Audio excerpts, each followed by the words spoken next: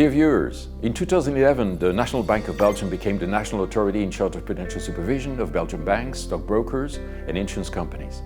And from that time on, the bank has pursued an expanded mandate, which is to preserve stability of the financial system, to protect depositors, insurance policyholders, but also to ensure that the financial sector plays the expected role in the economic ecosystem. Much has happened since then, as the world was slowly recovering from the great financial crisis. And in the following minutes, colleague from the NBB will take you through the main developments that have marked prudential supervision and regulation over the past 10 years. And they will cover development in both the micro as well as macroprudential domain, but also with regard to the resolution framework, and that for banks, for insurance companies, as well as for payment institutions and financial market infrastructures. The financial crisis brought a whole new army of new acronyms signaling a complete overhaul of the EU prudential regulation and of the institutional framework for supervising the financial system, individual banks, insurance companies and investment firms. These reforms have contributed to a more harmonized implementation of prudential standards and the constitution of adequate capital and liquidity buffers. Besides, financial institutions have upgraded their organization in order to respond to new requirements in areas such as corporate governance, derivative trading, as well as the preparedness to recovery and resolution scenarios. Next to microprudential supervision, dealing with individual institutions and transactions, the National Bank of Belgium also exercised macroprudential powers in order to mitigate systemic financial risk.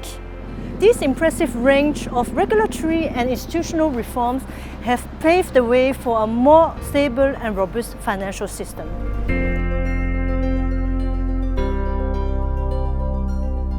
Over the last decade, microprudential supervision has evolved significantly, now also taking into account non-financial risks. Supervision relating to the prevention of money laundering and terrorist financing, for instance, has been greatly reinforced in order to efficiently tackle new trends, international money laundering schemes and the unlimited ingenuity of criminals.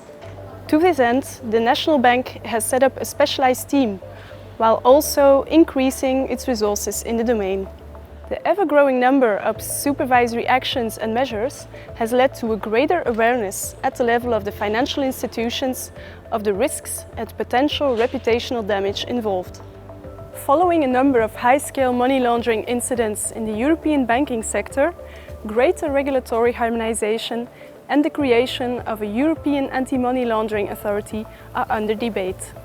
Besides this, the fitness and propriety of directors of financial institutions today form the subject of an in-depth supervisory screening. Also, sound internal governance arrangements have become key focus areas.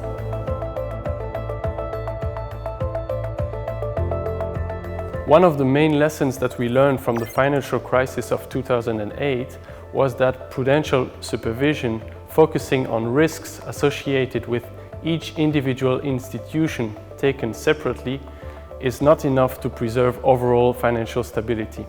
The seemingly harmless behavior of an institution at individual level could actually put financial stability at risk if a whole group of institutions behave in the same way. Moreover, financial institutions are interconnected and this can rapidly provoke contagion phenomena. Concretely, in order to better address these risks of systemic nature, it was decided to improve the prudential framework, especially its system-wide or macro dimension. Thanks to these improvements, it is now possible to implement a series of macroprudential policies with the aim to mitigate these risks and preserve financial stability. Over the last years, the NBB, as macroprudential authority in Belgium, has made use of several of such instruments to ensure that the financial sector can absorb possible shocks without compromising its crucial role of financial intermediary.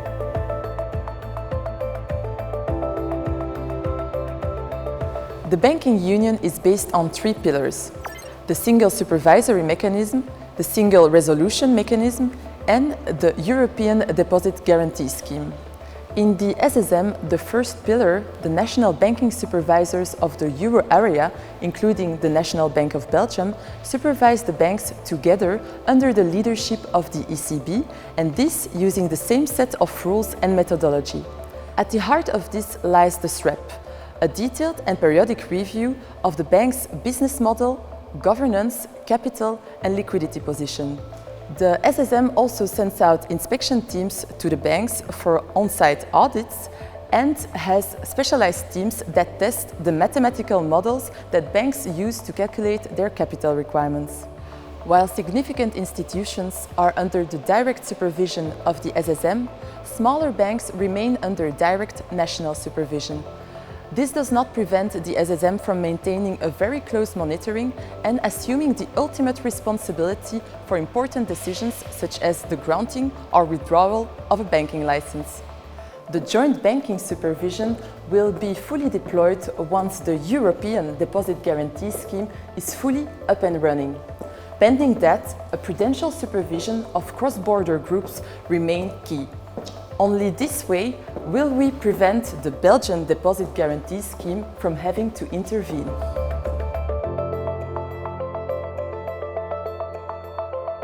Also, the prudential supervision on the insurance sector was characterized by some important evolutions during the last 10 years, to some extent similar to the banking sector.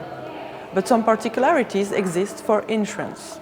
The first difference is the absence of a formally harmonized supervision at the European level. But this does not mean that there is no international cooperation. At European level, EIOPA is an umbrella authority with gradually increasing policy-making and intervention powers. Those powers contribute to an increased harmonization and level playing field of the supervision, also enhanced by the supervisory colleges. But on a more global scale, the bank contributes to the work of the International Association of Insurance Supervisors.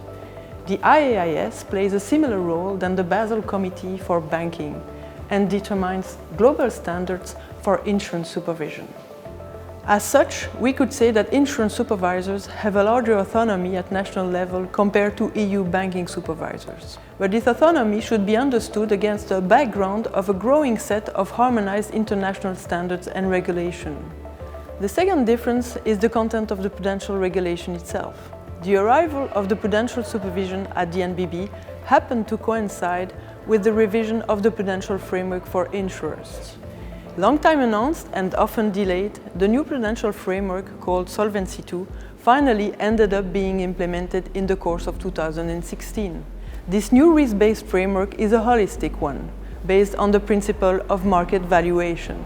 It also brought new challenges, both for supervisors and undertakings. Solvency II promotes a principle-based supervision which allows for more room for interpretation. The proportionality principle on his side ensures that the application of the rules take due account of the size, nature and complexity of each undertaking.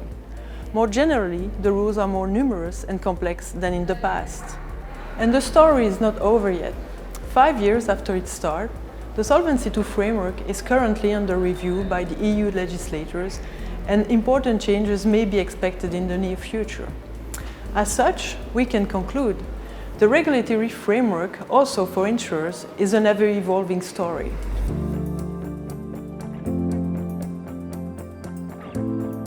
Despite the substantial strengthening of the prudential requirements, a bank may still fail. That is why in the aftermath of the great financial crisis, a new legal framework was adopted in Europe.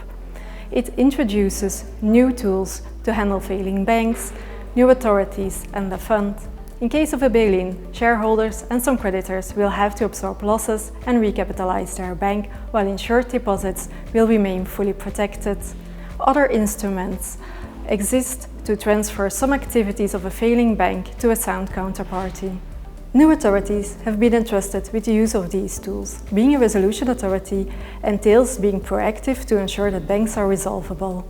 In Belgium, the National Bank of Belgium has been designated as the National Resolution Authority. The Single Resolution Board coordinates the actions of the National Resolution Authorities and acts as a resolution authority of significant institutions. To protect taxpayers, it manages the Single Resolution Fund, which is fully pre-funded by our banks. This new framework thus contributes to the financial stability, to protect taxpayers' money and to protect depositors to the benefit of all European citizens.